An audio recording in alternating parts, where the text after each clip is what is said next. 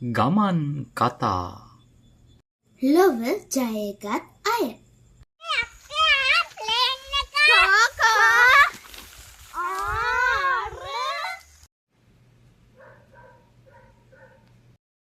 අද අපි කතා කරන්නේ ගුවන් යානය මුලින්ම නිපදවා අහසින් ගමන් කරන්නට වාසනාව ලැබූ රයිට් සහෝදරයන් ගැන.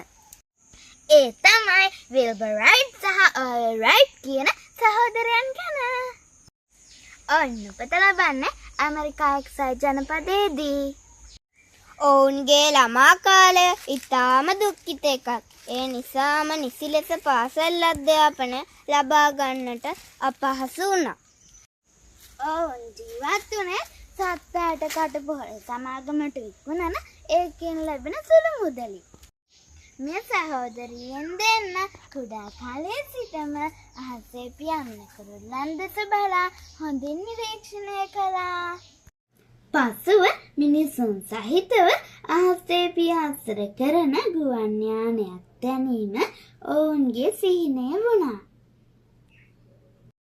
දැඩි උත්සාහය හා දිවා රාත්‍රී නොබලා කළ ප්‍රබල කැපවීම නිසාම වර්ෂ 1903 දෙසැම්බර් 17 වෙනිදා මිනිසෙකු රැගත් පළමු ගුවන් යානය හසට නංවන්නට රයිට් සහෝදරයන්ට හැකි වුණා.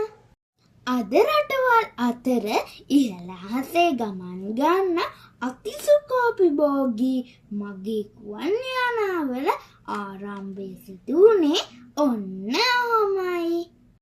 දැඩි ආශාව, උත්සාහය හා ප්‍රබල කැපකිරීම ඇතනම් කළ නොහැකි දෙයක් නොමැති බව ඔවුන් ලොවට මනාව පෙන්වා දුන්නා. සහෝදරේ හරිම දක්ෂයි. ඒ නිසා දැඩි ආශාවෙන් උනන්දුවෙන් කටයුතු කරමින් මේ ලොව තව තවත් ලස්සන කරමු.